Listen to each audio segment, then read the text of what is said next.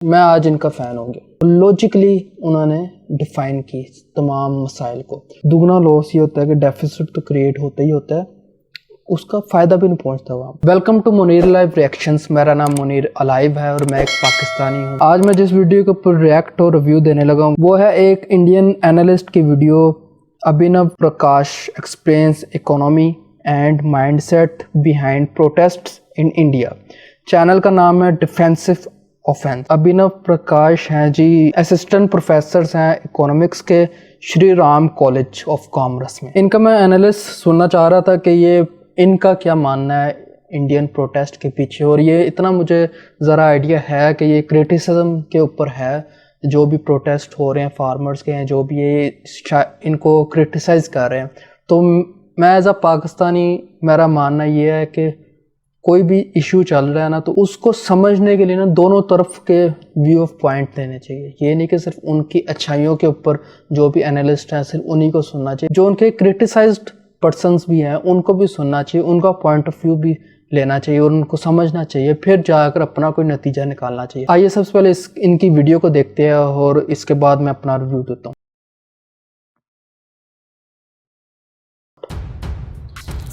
Defensive offence presents. जो communist theoretical construct है या जो लेफ्ट का जो कंस्ट्रक्ट है, उनका मानना है कि रिपब्लिक ऑफ इंडिया एक इललेजिटिमेट एंटिटी है। उनका मानना है कि रिपब्लिक ऑफ इंडिया एक इंपीरियलिस्ट पावर है जो भारत के कई राष्ट्रों पर शासन कर रहा है। तो उनका मानना है कि राजस्थान को अलग होना चाहिए, पंजाब अलग राष्ट्र है, जम्मू कश्मीर अलग है, तमिल राष्ट्र अलग है। तो इनका जो आइडियोलॉजिकल व्यू है, इनकी जो थ्योरेटिकल समझ है, जब तक भारत नष्ट नहीं होगा, जब तक अलग अलग राष्ट्र जो है नेशनैलिटीज़ हैं उनको अपना स्टेट नहीं मिलेगा, तब तक ना भुखमरी से ज़्यादा मिलेगी ना गरीबी से ज़्यादा मिलेगी।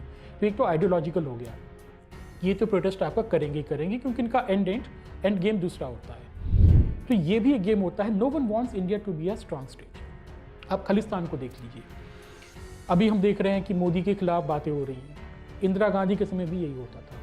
इनफैक्ट भारत में जब भी मजबूत प्रधानमंत्री होता है, जब भी स्ट्रॉन्ग गवर्नमेंट आती है, आप देखेंगे खालिस्तान रिवाइव हो जाता है। सरकार बेच नहीं रही है, सरकार प्रॉपर मार्केट के रूल्स को इम्प्लीमेंट करने की कोशिश कर रही है कि भाई हम नहीं चलाएंगे एयरपोर्ट। सरकार का काम एयरपोर्ट चलाना नहीं है, सरकार का काम है इसको ये इंश्योर करना कि जो उसको चला रहा है वो उसको सही से चलाए। ऐसा नहीं हो कि वो जनता को लूटने लगे, ऐसा नहीं हो कि वो जो है इसको बेच के कहीं चला जाए।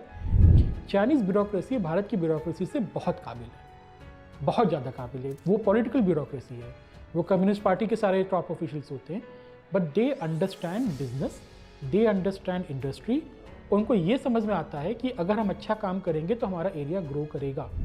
भारत ही में एक एक बड़ा देश है, यहाँ पे मेयर क्यों है कुछ नहीं होता है। आप यूरोप में जाइए, चाइना में जाइए, अमेरिका में जाइए, मेयर के पास बहुत ताकत होती है, क्योंकि असली गेम मैंने बोला कि वहाँ पे होता है। असली गेम दिल्ली में नहीं होता है कि दिल्ली क्या कर रही है, असली गेम होता है कि आपकी लोकल गवर्नेंस क्या कर रही है। सो भारत के पास जो विंडो है ये इंडस्ट्रियलाइजेशन की, वो बहुत ही छोटी है। मेरे ख्याल से 10-15 साल ज़्यादा आपके पास है नहीं। आपको जो भी करना है अगले 10-15 साल में करना है, और उसके लिए आपको रिफॉर्म करने पड़ेंगे। आपको ये 3-5 बंद करना पड़ेगा कि हर चीज़ में आप जो है धरना लेके, झंडा लेके खड़े हो जाते हैं। Hello, this is Abhinav Prakash and you are watching defensive offence.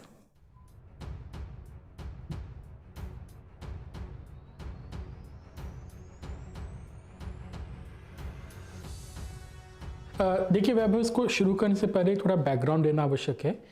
अगर आप भारत को देखें एक देश के तौर पे या एक सब कॉन्टिनेंट के तौर पे, सो भारत इतिहास में कभी भी यूनाइटेड नहीं रहा है। बहुत कम एपिसोड्स रहे हैं जहाँ पे भारत को एक सिंगल स्टेट ने रूल किया है।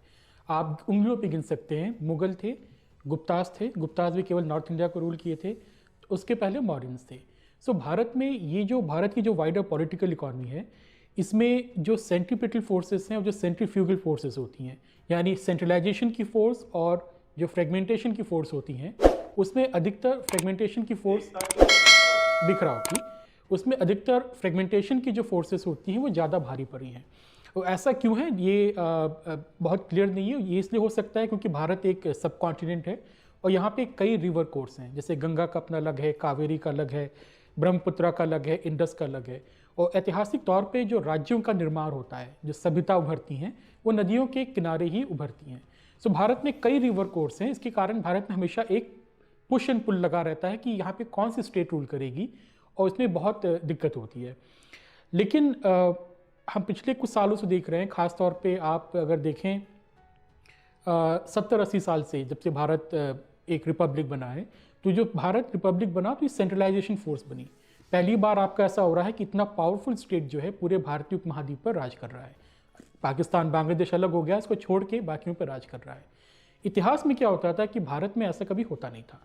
आपका अगर कोई चक्रवर्ती सम्राट कभी शासन भी करता था, जैसे चंद्रगुप्त मौर्य हो गया या अशोका हो काफ़ी गया, नॉलेज है इनको तो वो हिस्ट्री जो के राज बारे में, होते थे वो हमेशा लो क्योंकि एंड मैं स्टेट खुद एक हिस्ट्री का लो स्टूडेंट एंड हूँ। स्टेट बोलते हैं कि जो जहाँ पे राजा सीधे तौर पे जमीन पे जो है लाइफ को वाकई लग रहा है कि influence नहीं कर पा प्रोफेसर रहा है। कि आपके पास इतनी शक्ति ये नहीं है कि फायदा गांव होता में है कि क्या हो रहा है, छोटी इंटेलिजेंट जगह पे जो क्या हो कोई रहा है, पढ़ा लिखा जो बंदा हो केंद्र तो में वो हो रहा है उनके उसको बात इन्फ्लुएंस करने का तरीका ही और दूसरा, होता आपके है। पास सेंट्रलाइज ब्यूरोक्रेसी नहीं होती थी, मतलब आपके पूरे साम्राज्य पे वो रूल कर रही हो। आपके पास स्टैंडिंग आर्मी नहीं होती थी, अगर होती थी तो बहुत लिमिटेड होती थी। और तीसरा होता था कि आपके पास एक टैक्स कलेक्शन की पावर बहुत कम होती थी। सो अधिकतर आप देखेंगे कि भारत के जितने भी डायनेस्टीज रही हैं, चाहे मौर्यंस हों चाहे गुप्ताज हों, उसमें हमेशा ट्रिब्यूट चलता था कि आपके जो सामंत हैं वो आपको ट्रिब्यूट भेजेंगे, क्योंकि टैक्स कलेक्शन की कैपेसिटी आपकी नहीं थी। आपके पास ये कैपेसिटी नहीं थी कि आप गांव पे या निचले स्तर पे या साम्राज्य के किनारे के इलाकों पे आप इन्फ्लुएंस कर सकें। इसके विपरीत जैसे कि आप चाइना का इतिहास देख लें, तो वहाँ पे हमेशा से हाई एंड स्टेट रही है कि एक सेंट्रलाइज डायनेस्टी रहेगी, वो 300-400 साल तक शासन करेगी, फिर वो कोलैप्स करेगी तो 100-150 साल का केओस रहेगा, फिर नई डायनेस्टी आ जाएगी। और जो डायनेस्टीज होती थी बहुत ही सेंट्रलाइज्ड होती थी। चाइना ने ब्यूरोक्रेसी का निर्माण किया, हम सब जानते हैं। सो वो डायरेक्टली कंट्रोल करते थे लोगों की लाइफ को। भारत में क्या हुआ कि आपके पहली बार अंग्रेजों ने जो है भारत को इतने बड़े पैमाने पे यूनाइट किया पॉलिटिकली। और अंग्रेजों के समय में पहली बार सेंसस आता है, उन्हीं के समय में पहली बार पूरा pan India tax collection system आता है, उन्हीं के समय में मॉडर्न ब्यूरोक्रेसी आती है। मॉडर्न ब्यूरोक्रेसी में क्या हुआ कि आपके गांव में भी क्या हो रहा है, वहाँ पे भी खवलदार बैठा है, यहाँ पे पुलिस बैठी है जो कलकत्ता का ऑर्डर फॉलो कर रही है, दिल्ली तो बाद में आया। उसके अलावा उसी के अंदर आपके पास पहली बार एक सिंगल जुडिशियल सिस्टम आता है। सो भारत का जो क्या कहते हैं कल्चर है, जो सोसाइटी है, वो उसको यूज टू नहीं है। और ये चीज़ आज़ादी के बाद और ज़्यादा कंसोलिडेट हुई। पाकिस्तान, इंडिया, बांग्लादेश इकट्ठे ये मसाइल है, सारा एक ही था ये ना। भारत के 3-4 हज़ार तो साल पाकिस्तान के अंदर भी इस वक्त सिर्फ यही मसाइल चल रहे कर हैं। सकता है कि नीचे क्या हो रहा है। वो आप देखेंगे जब भी भारत में कुछ भी होता है, कोई भी चेंज होता है, कोई भी रिफॉर्म होता है, तो उसका एक बैकलैश आता है। क्योंकि भारत में जो फ्रेगमेंटेशन की फोर्सेस हैं वो नेचुरली बहुत स्ट्रांग हैं। सो अगर आप जो है, ये हमेशा होगा से कि आज़ादी के बाद तमिलनाडु ने बोला कि हम भारत का हिस्सा क्यों रहें, हम तो कभी रहे नहीं, तो हम दिल्ली का आदेश क्यों माने। आपके बहुत जगह पर सेपरेटिस्ट मूवमेंट चले। तो ये जो सेंट्रलाइजेशन की टेंडेंसी 1947 से शुरू अंग्रेजों के समय से हुई थी, लेकिन और ज़्यादा कंसोलिडेट हुई। उसके लिए हम सब बैकलैश आता है। वो या तो प्रोटेस्ट में आता है, या रिलीजियस एक्सट्रीमिज्म में आता है, या अलगाववाद के रूप में आता है, या फिर जो आपके रीजनल जो लीड्स होते हैं, जो रीजनल पार्टीज़ होती हैं, वो हमेशा दोगली भाषा बोलती हैं कि हमारा ये काम करो, नहीं तो हम अलग हो जाएंगे, नहीं तो हम भारत के राष्ट्रवाद में हम क्यों बिलीव करें। इसको भारत ने पहले इंडियन पॉलिटी ने सॉल्व करने की कोशिश की, सबसे पहले लोगों को कोऑप्ट करके। जो कांग्रेस राज था, कांग्रेस राज क्या था? कांग्रेस राज केवल एक इलीट्स का अलायंस था, जो आपके अर्बन इलीट्स हैं, जो नेहरूवन इलीट्स जिसको बोलते हैं, और जो गांव में या जो रीजनल इलाकों में जो जमींदार होते थे या जो डोमिनेंट कम्युनिटी होती थी, उसके जो डोमिनेंट लोग होते थे, उनके साथ अलायंस था। जैसे आप रायबरेली और अमेठी में देखते हैं, गांधी परिवार वहाँ पे जीतता रहा है, लेकिन असली पावर वहाँ की पुराने रजवाड़ों के हाथ में ही रही। आज भी रायबरेली, अमेठी का इलाका शायद भारत के सबसे ज़्यादा सामंतवादी इलाकों में से है, क्योंकि एक डील थी, अनकही डील थी कि हम आपको इंटरफेयर नहीं करेंगे, आप हमको जिताते रहिए और इंडिया यूनाइटेड रहेगा। उसके बाद हमने इसको कोशिश की कोएलिशन पॉलिटिक्स से कि ठीक है, आप अकाली हैं, आप शिवसेना हैं, आप डीएमके हैं, आप रीजनल पार्टीज़ हैं, लेकिन हम सत्ता में शेयर कर लेंगे। लेकिन कभी भी ऐसा नहीं हुआ कि किसी ने ये एजर्ट किया हो, नहीं they should be single nation. वो कहने को होता था, लेकिन आपको एक्चुअल में इसको आप इम्प्लीमेंट नहीं करते थे। इसी में मैं देखता हूँ हिंदुत्व का जो भार है भारत में, उसका अलग जेनेसिस है। लेकिन हिंदुत्व भारत में सेंट्रीपिटल फोर्सेस को या सेंट्रलाइजेशन की फोर्सेस को रिप्रेजेंट करती है। इसको देखने का एक तरीका ये भी हो सकता है। और बीजेपी के उभार के बाद ये ताकतें और ज़्यादा उभर के सामने आई हैं। खासतौर पे मोदी की जो बीजेपी है, उसमें ये सेंट्रीपिटल फोर्सेस की यूनाइट करने वाली फोर्सेस बहुत ज़्यादा ताकतवर भारत में हो रही हैं। जैसे कि आप इस सरकार की नीतियों को देख लीजिए, एनपीआर, एनआरसी, अगर कोई आधुनिक राज्य है, उसको यही नहीं पता कि उसके नागरिक कौन है, उसको यही नहीं पता कि हमारे पास डेटाबेस है, डेटाबेस हमारे पास नहीं है। जिससे हमने देखा कि अभी जो लॉकडाउन हुआ था हमारा, तो सरकार ने इस पर विचार किया था कि हम अपने मजदूरों को डायरेक्ट कैश ट्रांसफ़र दें। तो उसमें निकल के सामने आया कि हमारे पास कोई डेटाबेस ही नहीं है कि हमारे लोग हैं कौन, कितने लोग किस शहर में रह रहे हैं। सो NPR NRC जो है, चाहे आप GST देख लीजिए, वन नेशन वन टैक्स, चाहे आप इनकी GST की पॉलिसी हो गई, या आप इनकी बाकी टैक्स इवेजन पे जो क्रैकडाउन है उसको देख लीजिए, आप आधार सिस्टम को देख लीजिए, आप ब्यूरोक्रेसी को कंट्रोल करने का जो अटेम्प्ट है सरकार को उसको देख लीजिए।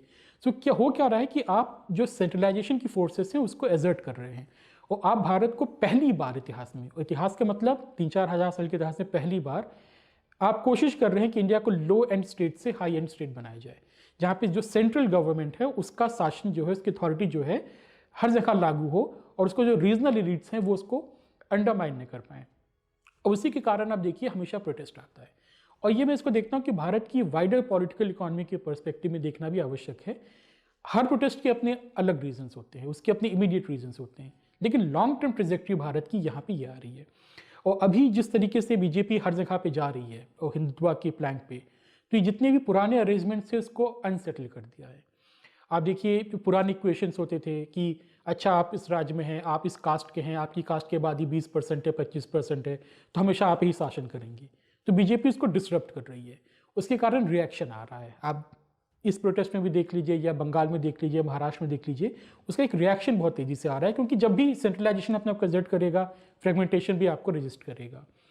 और मुझे लगता है कि ये प्रोटेस्ट का जो पूरा सिस्टम है, जो खासतौर पे पिछले 5-6 साल से देख रहे हैं, उसका मेन कारण ये है कि आपके जो एलाइज हैं वो भी आपसे बाहर निकल के जा रहे हैं, क्योंकि आपके जो एलाइज हैं वो लोकल एलिट्स को रिप्रेजेंट करते हैं, वो नेशनल एलिट्स नहीं है। तो मैं उसको देखता हूँ कि आपके नेशनलाइजेशन की जो फोर्स है, नेशनल इंटीग्रेशन या सेंट्रलाइजेशन, मैं ये नहीं कहता कि जो एलाइज हैं वो इंटीग्रेशन के खिलाफ हैं, लेकिन उनका ये है कि भारत को एक लूज देश के तौर पे चलने दीजिए, आप चक्रवर्ती सम्राट बन के बैठे रहिए और हमको अपने अपने इलाकों में सामर्थ्यों की तरह राज करने दीजिए। मुझे लगता है ये मेन जो है कारण है जो प्रोटेस्ट को बहुत ज़्यादा पिछले कुछ साल में जो है क्या कहते हैं, पुश कर रहा है।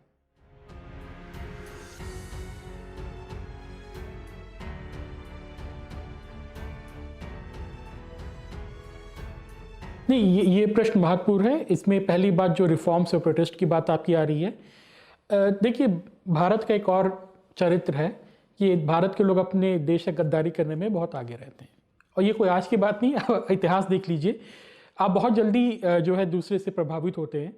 और हमने देखा है कि जब आज़ादी भारत की हुई थी, तो जो हमारे लेफ्ट वाले थे, जो कम्युनिस्ट पार्टीज़ थी, उन्होंने कहा था ये आज़ादी झूठी है, और उन्होंने आर्म स्ट्रगल शुरू किया था। जितने भी आपके आज देखते हैं मार्क्सिस्ट लेनिस्ट, CPI CPIM वाले जितने भी हैं, इनका जो पूरा ग्रुप है, इन्होंने भारत को कभी आज़ाद माना नहीं। तो यहाँ पे एक बात और समझने की आवश्यकता है, क्योंकि ये आज़ादी के स्लोगन्स भी बहुत आते हैं इस तरह के प्रोटेस्ट में। जब ये आज़ादी की बात करते हैं तो जनता ने पूछना जब शुरू किया 2016 के बाद, JNU के इंसिडेंट के बाद, कि आपकी आज़ादी का मतलब क्या है। उनकी आज़ादी का मतलब हमेशा कश्मीर की आज़ादी, सी की आज़ादी होता था, लेकिन उन्होंने जब अपनी बात को घुमाना शुरू किया कि नहीं हम तो भुखमरी से आज़ादी मांगते हैं, हम तो गरीबी से आज़ादी मांग रहे हैं, लेकिन इनका जो थियोरेटिकल कंस्ट्रक्ट है उसको कोई क्वेश्चन नहीं करता है। जो कम्युनिस्ट थियोरेटिकल कंस्ट्रक्ट है, या जो लेफ्ट का जो कंस्ट्रक्ट है, उनका मानना है कि रिपब्लिक ऑफ इंडिया एक इललेजिटिमेट एंटिटी है। उनका मानना है कि रिपब्लिक ऑफ इंडिया एक इंपीरियलिस्ट पावर है जो भारत के कई राष्ट्रों पर शासन कर रहा है। तो उनका मानना है कि राजस्थान को अलग होना चाहिए, पंजाब अलग राष्ट्र है, जम्मू कश्मीर अलग है, तमिल राष्ट्र अलग है। सो उनका मानना है कि दिल्ली का जो शासन है वो इललेजिटिमेट है, और यही सारी समस्या की जड़ है।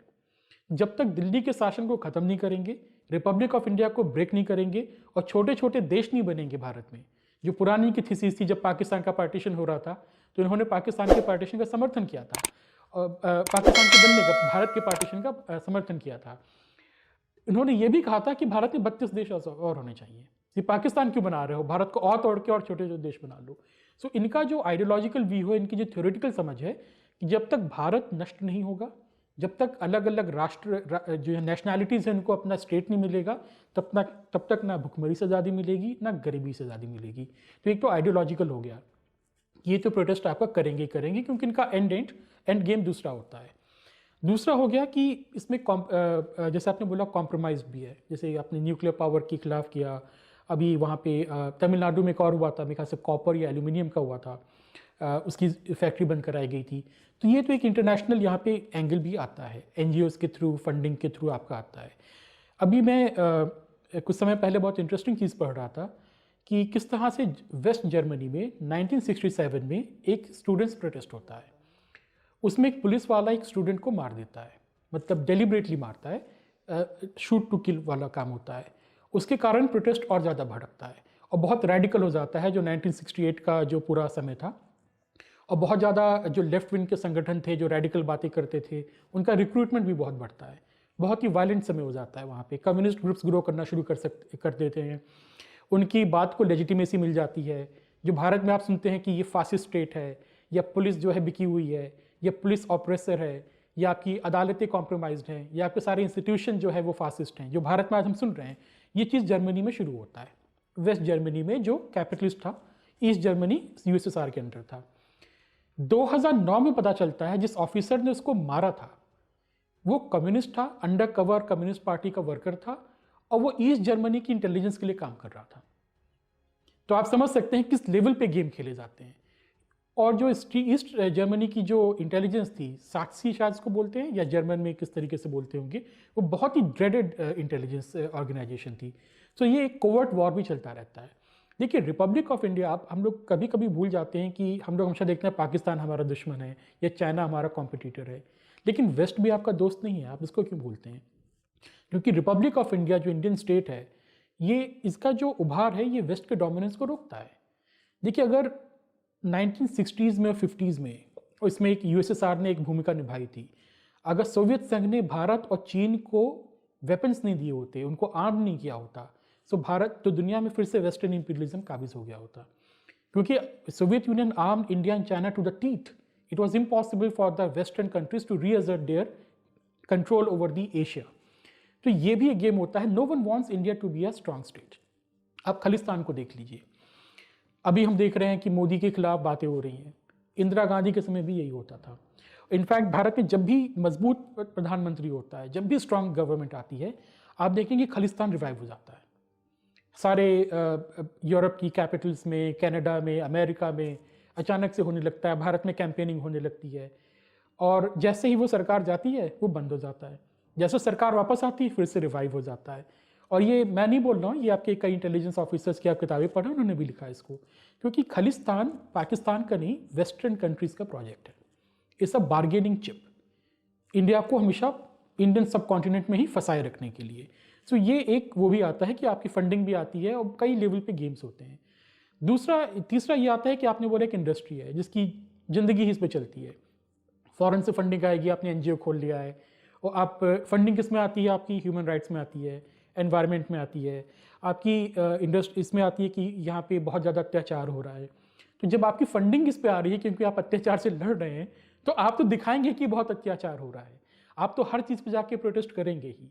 जैसे कि अभी आपका उत्तराखंड में सड़कें बन रही हैं, उसका कुछ संगठन विरोध कर रहे हैं, और वो कहते हैं नहीं, हम तो हिंदूवादी संगठन हैं, या हम तो जो है इन्वायरमेंटल हैं, हम लेफ्ट वाले नहीं हैं लेकिन हम एनवायरमेंटलिस्ट हैं। लेकिन उनकी फंडिंग उन ग्रुप्स की आप देखेंगे तो वो काठमांडू से बहुत आ रही है। अब नेपाल के पास इतना पैसा कहाँ है कि वो फंड कर रहा है भारत में कि तुम चाइना के बॉर्डर पे उत्तराखंड पे सड़क मत बनने दो। तो आप समझ सकते हैं इसका भी अलग गेम है। तो ये प्रोटेस्ट वाला जो मामला है, इसके तीन कारण, एक आइडियोलॉजिकल हो गया, एक कवर्ट वॉर हो गया इंडियन स्टेट को अंडरमाइन करने के लिए, और तीसरा हो गया कि जो पैसे का पूरा खेल आपका चलता है। उसके बाद आपने पूछा इकॉनमी क्या होती है। देखिए, वो तो एक बहुत ही बड़ा हरि अनंत हरि कथा अनंत वाली बात हो जाती है। लेकिन ये बात है कि आपकी जो देश की इकॉनमी होती है वो इंडिविजुअल इकॉनमी के तरीके से नहीं होती है। जैसे कि अगर आप अपनी क्षमता के अनुसार ज़्यादा खर्च करेंगे, मान लीजिए कि आप एक हाउस होल्ड हैं, तो आपको समय में बैंकरप्ट हो जाएंगे। लेकिन देशों के साथ ऐसा नहीं होता है। आप अपनी क्षमता के से ज़्यादा आप स्पेंडिंग कर सकते हैं। ये बहुत बड़ा क्लासिक एग्जाम्पल है। या जैसे कि इसको एक बोलते हैं पैराडॉक्स ऑफ थ्रिफ्ट। बचत करना अच्छा होता है, आप बचत करेंगे, अच्छी बात है, आप बचत करेंगे, इन्वेस्ट करेंगे, आपको फ्यूचर इनकम मिलेगी, आपके एसेट्स क्रिएट होंगे। लेकिन अगर इकॉनमी में सब लोग बचत करना ज़्यादा कर दें तो उसके कारण क्या होगा? इकॉनमी में कंजम्पशन कम हो जाएगा। कंजम्पशन कम होगा तो उसके कारण इकोनॉमिक एक्टिविटी डिक्लाइन हो जाएगी, उसके कारण सबकी इनकम भी डिक्लाइन होगी, उसके कारण जो है सेविंग्स भी डिक्लाइन हो जाएगी। तो ये एक डिफरेंस है कि जो इंडिविजुअल लेवल पे और मैक्रो लेवल का अंतर एक बहुत बड़ा होता है।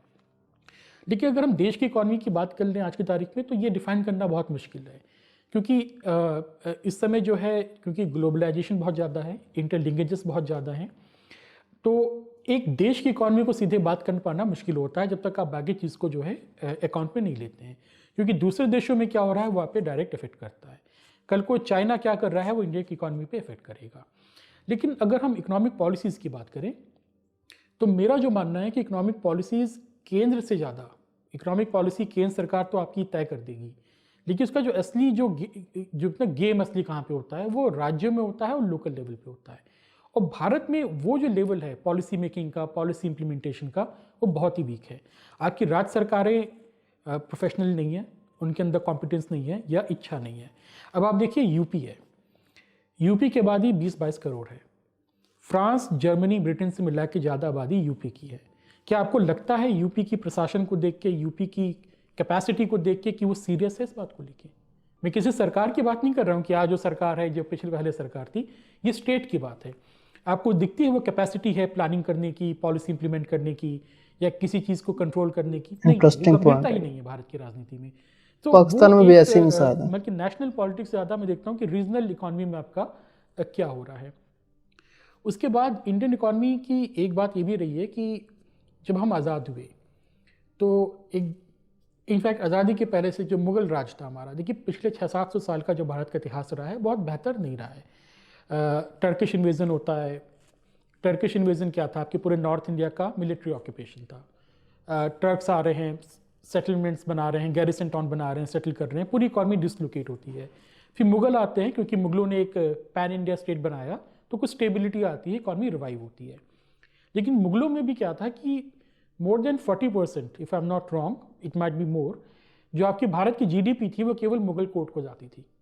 मतलब आज सोचिए कि अगर आप भारत के जो 500 से ज़्यादा सांसद बैठते हैं, वो भारत की 40% जीडीपी को अपने पास रख लें कि उन्हीं को सारा बेनिफिट जा रहा है, तो आप समझ सकते हैं भारत के हालात क्या होंगे।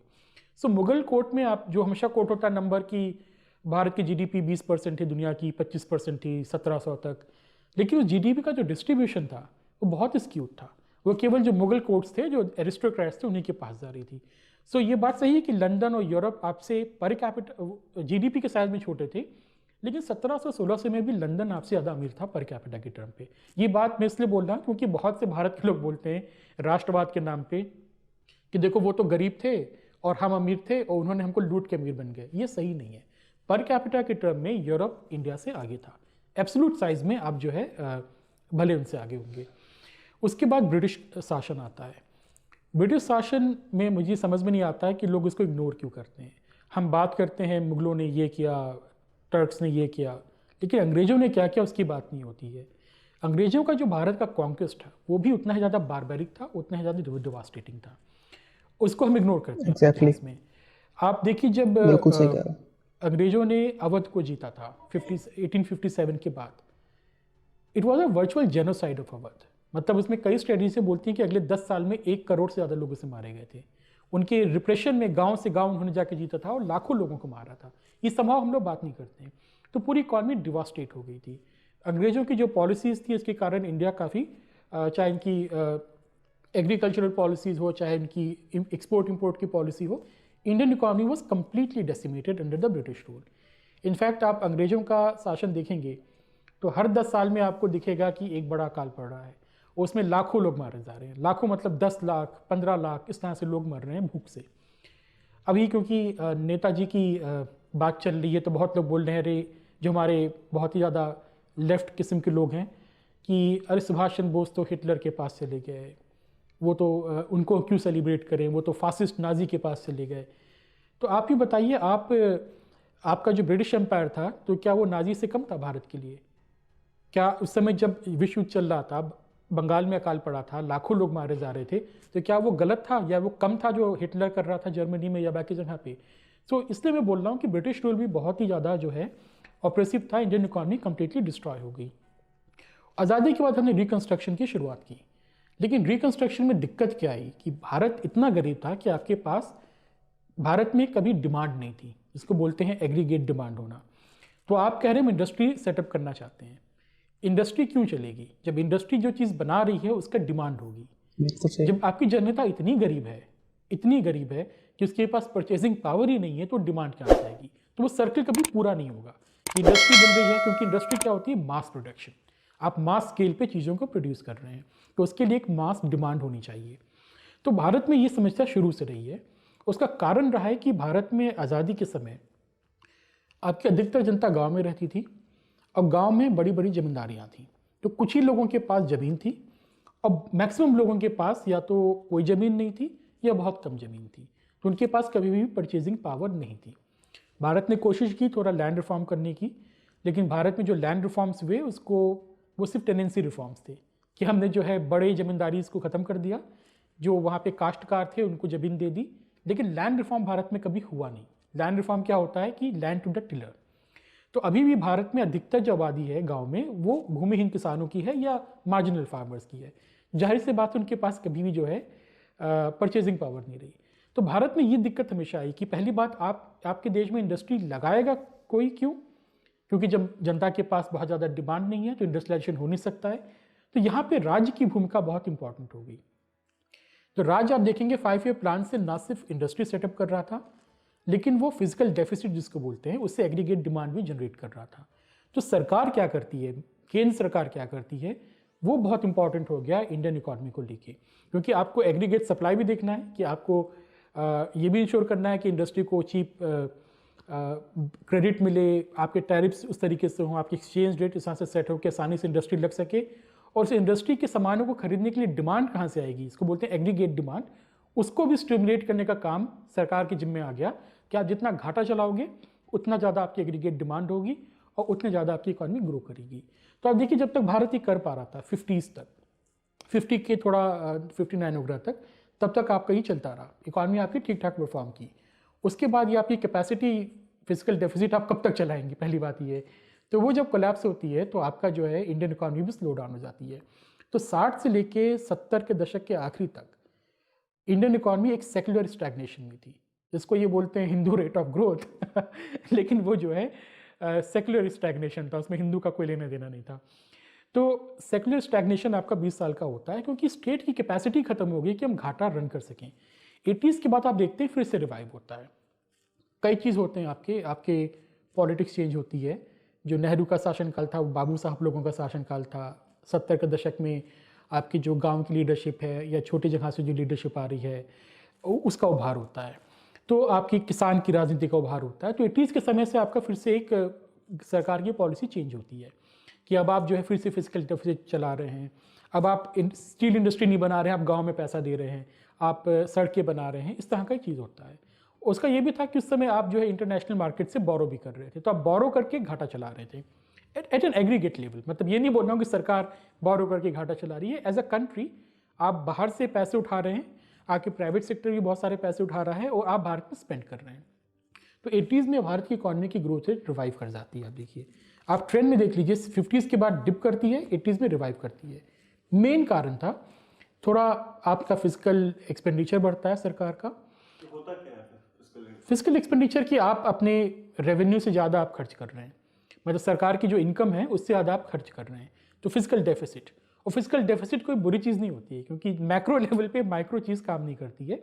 सरकार हमेशा बोरो कर सकती है मनी, सरकार नए नोट प्रिंट कर सकती है, उसको आप स्पेंड कर सकते हैं इस उम्मीद में कि इकॉनमी और ज़्यादा ग्रो करेगी, उसके कारण आपको फ्यूचर में टैक्स रेवेन्यू जनरेट होगा और आपके पास वापस आ जाएगा। देखिए फिजिकल डेफिसिट क्यों इंपॉर्टेंट होता है, नेशनल जो डेप्ट होता है, कर्जा। आप ये लोग बोलते हैं कि जो ब्रिटिश साम्राज्य की बात होती है, लोग बोलते हैं उसके पहले दुनिया में सबसे बड़ी पावर डच थे। जो आपका ये नीदरलैंड है, कितना छोटा सा देश है, बहुत छोटा सा देश है। They were the superpower of the world for around 50 years. और ब्रिटिश जो थे उनसे कम्पीट नहीं कर पा रहे थे। तो ब्रिटेन सोचते थे कि हम इतना बड़ा देश है, हमारे पास इतनी ज़मीन है, इतना ज़्यादा हमारे पास टैक्स बेस है, लेकिन जो डच वाले हमसे बड़ी नेवी खड़े कर देते हैं, ये हमसे ज़्यादा रिसोर्स को मोबिलाइज कैसे कर देते हैं। तो डच ने क्या किया था कि डच ने फिजिकल नेशनल डेप्ट का इन्वेंशन किया था कि सरकार आज कर्जा लेके खर्च करे और बाद में उसको चुकाती रहे, क्योंकि आपके पास टैक्स जनता से आता रहेगा तो आप उसका ब्याज चुकाते रहेंगे। जब अंग्रेजों को ये बात समझ में आई तो अंग्रेज का जो एम्पायर था वो डच एम्पायर का बस एक बड़ा रूप था। उन्होंने उनके सिस्टम को कॉपी कर लिया कि अच्छा हम भी ये काम कर सकते हैं। तो उसके बाद से आप देखते हैं ब्रिटिश नेवी जो है वो भी जो है एक्सपैंड करने लगी। तो physical deficit is not a bad thing. जो जनता को लगता है ना कि घाटा बहुत हो गया, आज की तारीख में भी हो रहा है, ये बहुत ज़्यादा बड़ा जो पॉइंट होता है कि अरे लोगों को तनख्वाह मत दो, खर्चा मत करो, फिजिकल डेफिसिट 3% हो गया, 4% हो गया। Point is so what, as long as आपका सरकार का खर्चा प्रोडक्टिव चीज़ों में जा रहा है तो फ्यूचर इकॉनमी ग्रोथ होगी, तो वो बैलेंस आउट हो जाता है। लेकिन उसके बाद 80s में क्योंकि हमारा इररिस्पॉन्सिबल खर्चा था, हम फिजिकल डेफिसिट तो हमने बढ़ा दिया, लेकिन वो खर्चा कहाँ पे हो रहा था?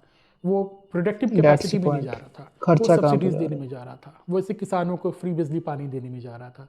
तो उससे आपकी पाकिस्तान में economic बिल्कुल growth पे 10 साल long term पहले में positive यही impact नहीं आता है। मसला स्टार्ट तो हुआ, उनको अब दिक्कत आके हुई, इन्होंने इस यहाँ बंदे पे का एक कंट्रोल किया, बैलेंस ऑफ पेमेंट क्राइसिस सारा हुई, फिर हमने पैसा रिफॉर्म किया। सब्सिडीज में गया। रिफॉर्म के बाद हमने एक चीज़ तो अच्छी की जो हमने इकोनॉमिक रिफॉर्म किया, बहुत सारी चीज़ों को चेंज किया, निजीकरण किया, प्राइवेटाइजेशन किया, एफिशिएंसी बढ़ी।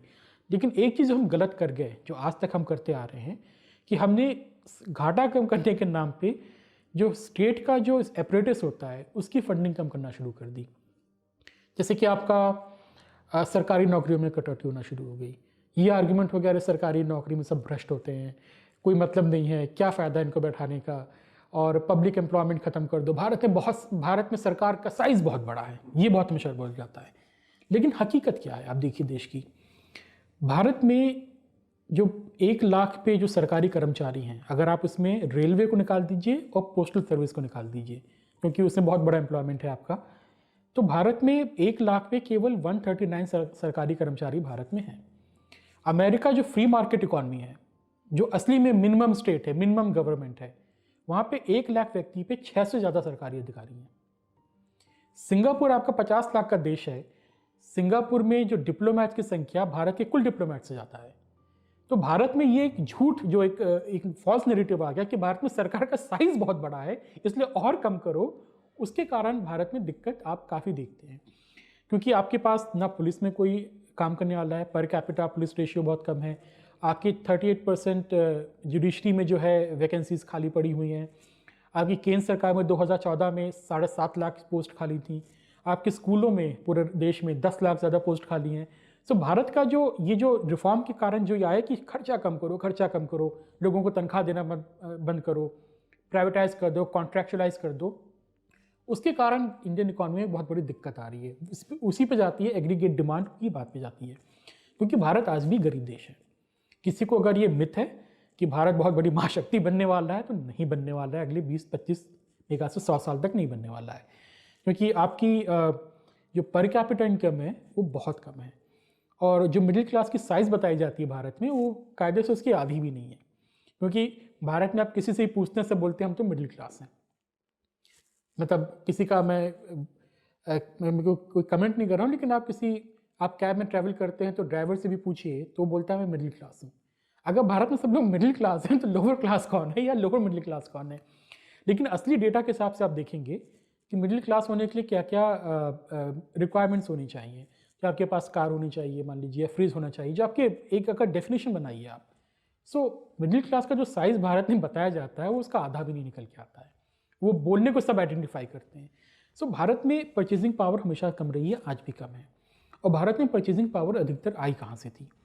भारत में परचेजिंग पावर आती थी सरकारी जो खर्चे से आती थी, फिजिकल डेफिसिट से।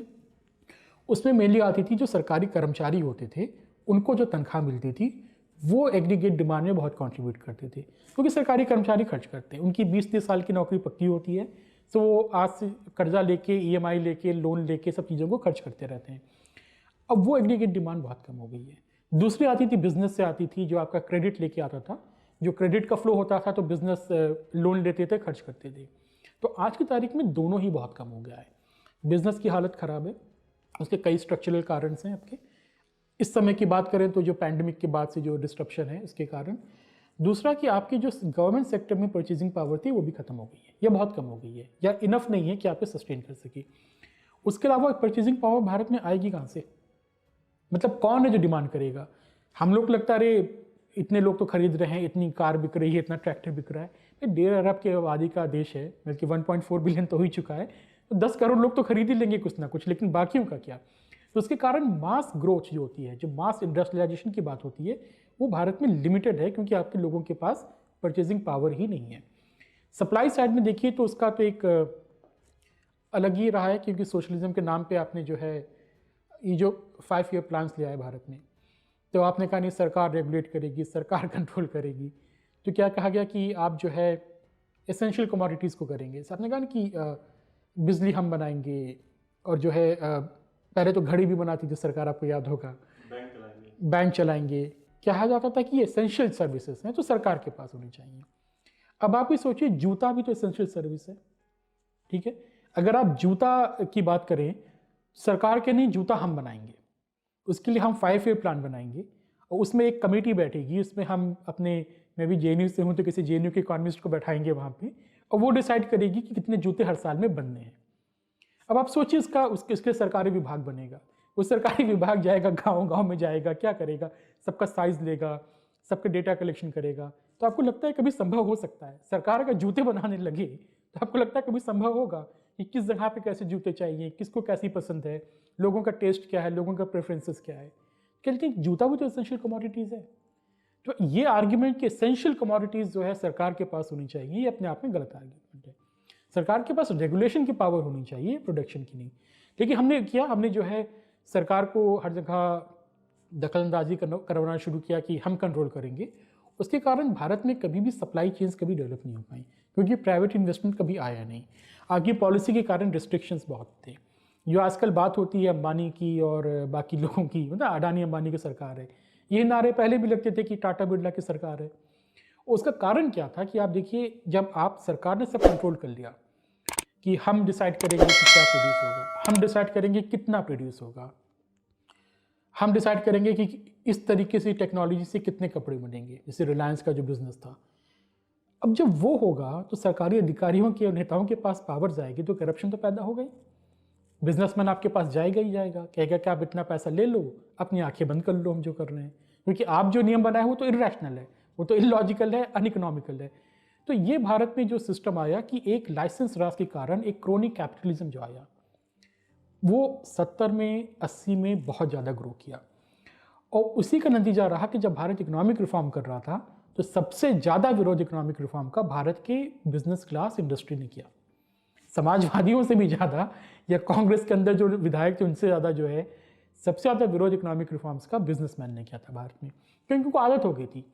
आपके पास लाइसेंस है, मान लीजिए आपके पास 1 लाख टन स्टील बनाने का लाइसेंस है, तो एक स्टील बनाने वाला जाएगा, वो 1 लाख टन का लाइसेंस खरीद लेगा, वो बनाएगा केवल 20,000 टन का, लेकिन वो एक्स्ट्रा खरीद के रखा रहेगा ताकि कोई और एंटर ना कर पाए।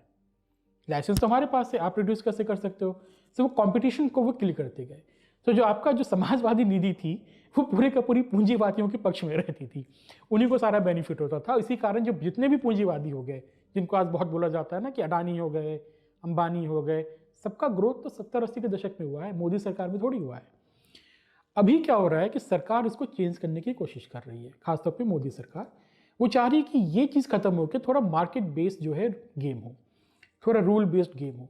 तो आप सरकार का इतने भी रिफॉर्म्स हैं, GST रिफॉर्म्स हो गए, या माइनिंग को ओपन करना हो गया, जिसको बोलते हैं ना सब सरकार सब बेच दे रही है। सरकार बेच नहीं रही है, सरकार प्रॉपर मार्केट के रूल्स को इम्प्लीमेंट करने की कोशिश कर रही है कि भाई हम नहीं चलाएंगे एयरपोर्ट। सरकार का काम एयरपोर्ट चलाना नहीं है, सरकार का काम है इसको ये इंश्योर करना कि जो उसको चला रहा है वो उसको सही से चलाए। ऐसा नहीं हो कि वो जनता को लूटने लगे, ऐसा नहीं हो कि वो जो है उसको बेच के कहीं चला जाए। तो सरकार ये करना चाह रही है कि अब देखिए इसमें समस्या ये भी आती है, भारत में सरकार हवाई जहाज़ भी उड़ाती है और सरकार रेगुलेट भी करती है। तो यहाँ पे कॉन्फ्लिक्ट ऑफ इंटरेस्ट है, रेगुलेटर भी हम हैं और उस बिजनेस से पार्टिसिपेंट भी हम हैं। तो क्या ये बेहतर नहीं होगा कि अगर सरकार एयर इंडिया को बेच के निकल जाए, वैसे भी इसमें लाखों करोड़ रुपया खर्च होते रहते हैं, और सिर्फ रेगुलेट करे। तो ये जो क्योंकि सरकार के उनसे क्या होता है कि डिस्ट्रप्शन क्रिएट होता है।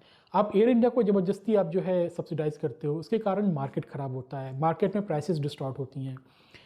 एयर इंडिया आज तक तो नॉर्थ ईस्ट को भारत से जोड़ नहीं पाई। कौन किया? इंडिगो ने किया। अभी इंडिगो ने अरुणाचल को और बाकी नॉर्थ ईस्ट की जगह पर फ्लाइट शुरू की। भारत में जब तक प्राइवेट एयरलाइंस नहीं आई थी, किसी ने हवाई यात्रा की थी भारत में? भाई मेरे माँ बाप ने तो नहीं की थी उसके पहले, जबकि कहने को ठीक ठाक परिवार से आ रहे हैं फिर भी नहीं कर पाते थे। तो ये जो सरकार का जितना भी आप पॉलिसीज़ देखेंगे, ये चाहते हैं कि ये क्रोनिक कैपिटलिज्म खत्म हो और एक rule based proper institutional based market game शुरू हो, जिसमें चाहे वो अंबानी हो चाहे छोटा आदमी हो, दोनों एक ही गेम से खेलें।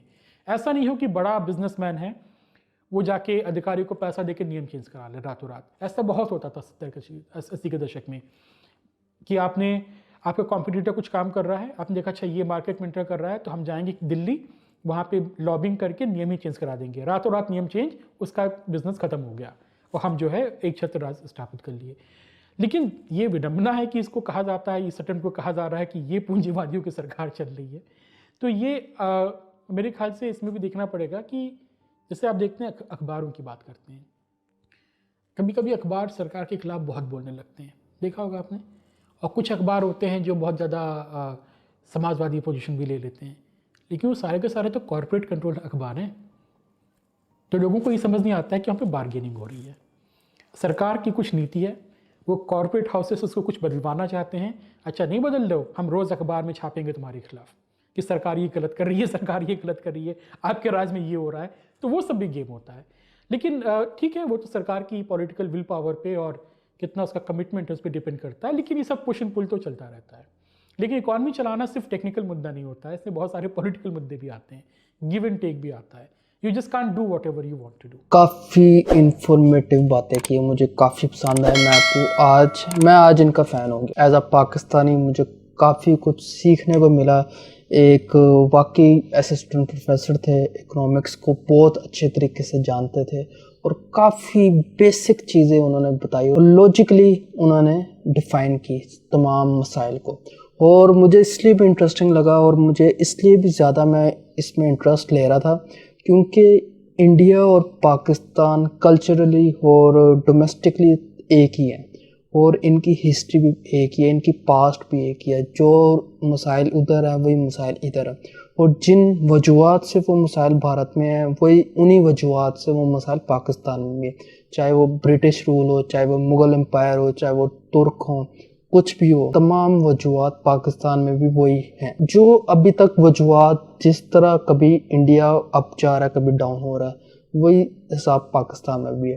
पाकिस्तान में गवर्नमेंट के लेवल में इसलिए ज़रा डिस्टर्बेंस ज़्यादा है क्योंकि यहाँ प्रॉपर डेमोक्रेसी नहीं रही। इंडिया में डेमोक्रेसी रही है, पाकिस्तान में कभी डेमोक्रेसी है, कभी मिलिट्री रूल है, कभी प्रेसिडेंशियल सिस्टम है, कभी प्राइम मिनिस्टर सिस्टम है।